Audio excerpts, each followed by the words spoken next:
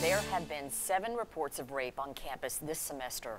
The Title IX office said in a letter to students yesterday that it is consistent with numbers at this time in past years. But it comes during a larger conversation about sexual misconduct.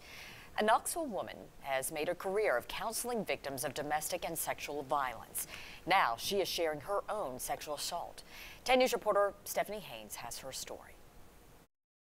Well, my sexual assault was years ago. Amy Dilworth was in a violent, abusive relationship, and memories of her trauma are still fresh. You certainly wouldn't call it at the time, and I didn't, sexual assault, but you blame yourself for all of it. She only told her closest friends and therapists. I could talk about the intimate partner violence, but to talk about the sexual assault, that was a whole different thing. Dilworth is not alone.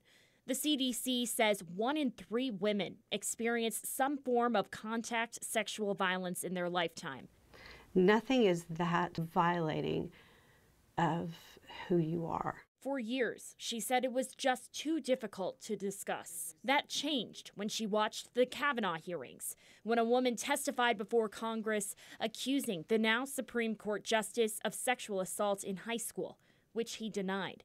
Dilworth felt empowered, and she told her family for the first time. If she can do that, I can do this. So I did.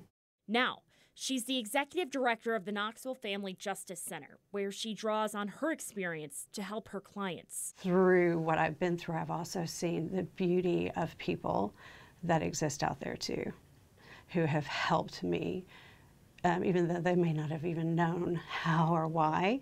And then the beauty of seeing others I've worked with and watching them in their journeys.